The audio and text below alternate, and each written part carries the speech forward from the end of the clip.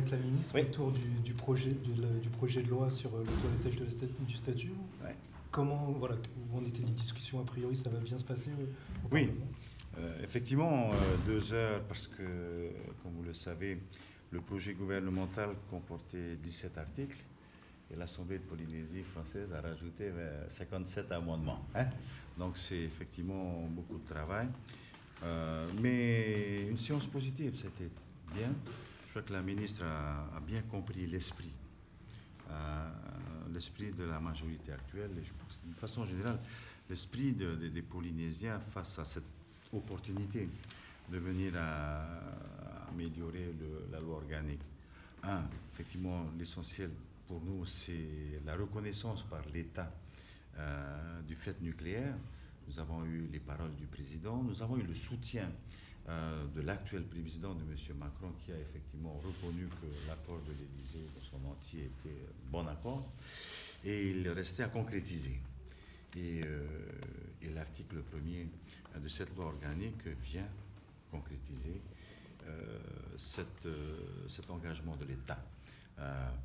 Nous avons demandé à le détailler un peu plus. Le Conseil d'État nous dit, bon, c'est peut-être pas tout à fait le lieu, donc on va discuter, on va continuer à discuter là-dessus. Mais on va aboutir à un accord. Ce sera dans le statut. C'était ce que nous souhaitions. Le deuxième souci pour le pays, c'est la dette nucléaire.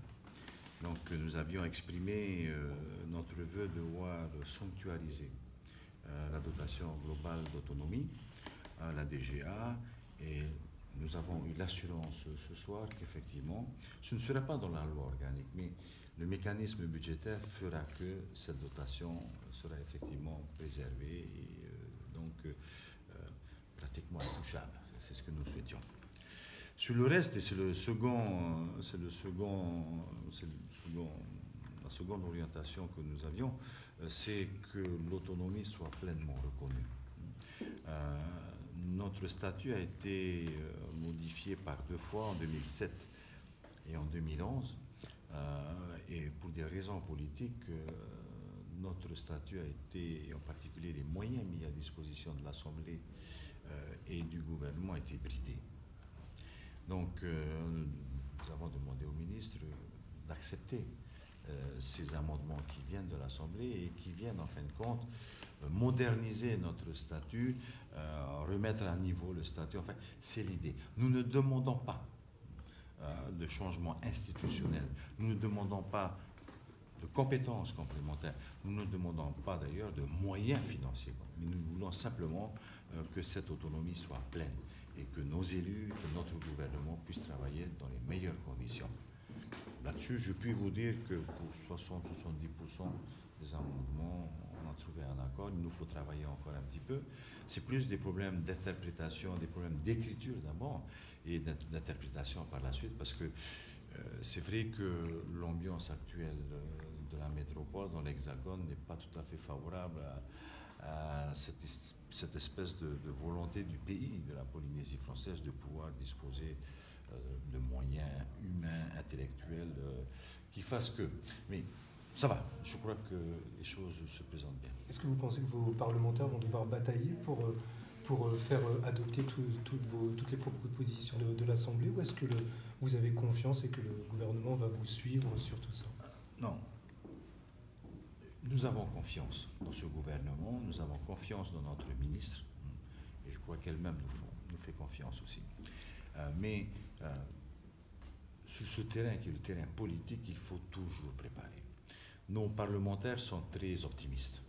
Lana Tetouanoui, qui est avec nous, Michael Loré pour le Sénat, effectivement, se sont portés même par leurs collègues de l'Assemblée. La visite des groupes que nous avons fait hier le confirme bien, mais c'est un travail qu'il faut de toute façon faire. Il faut défendre les amendements, il faut les motiver, et puis il faut surtout que ceux qui sont appelés à voter soient eux-mêmes motivés, parce que, comme vous le savez, les parlementaires hexagonaux ne sont pas toujours bien informés sur l'outre-mer et surtout sur l'environnement politique de l'outre-mer, parce que ces amendements qui sont présentés aujourd'hui sont présentés dans un esprit bien particulier qui est celui de la Polynésie française. Donc voilà, il faut expliquer, et c'est ce que nous allons faire. Nous rentrons à Tahiti avec le président de l'Assemblée, mais nous revenons au début du mois de février, avant que le Sénat, en commission, n'examine le projet de loi. La Polynésie aura connu le statut de Gaston Floss. Est-ce qu'on pourra parler du statut d'Edouard Fritsch à l'avenir? Je crois que c'est le statut d'une majorité à l'Assemblée, d'une grande majorité à l'Assemblée, parce que nous n'avons pas été soutenus que par le Tapura dans les amendements qui ont été proposés. Je sais que plus 90% de l'Assemblée est venue dans notre sens. Certains n'ont pas pu voter, certains se sont abstenus, mais je crois que pour une fois, c'est le statut de la Polynésie dont il sera question à Paris au mois de février prochain. Concernant les communes, est-ce que vous avez eu une avancée sur leur rôle, leurs moyens, tels que vous le réclamiez? Sur les communes, nous en avons un petit peu parlé avec la ministre pour expliquer la position du gouvernement sur les amendements qui ont été proposés par l'Assemblée. Nous soutenons naturellement, puisque c'est le fruit d'un travail que nous avons mené avec le syndicat pour la promotion des communes, mais je n'irai pas plus loin parce que je sais que là, au moment où nous parlons, le président du syndicat de la promotion des communes est reçu actuellement par le rapporteur. Donc il faudra que l'on attende, en fin de compte, ces échanges pour savoir si on est bien en phase avec les derniers amendements souhaités par les maires. Voilà. En tahitien? J'ai une question en tahitien.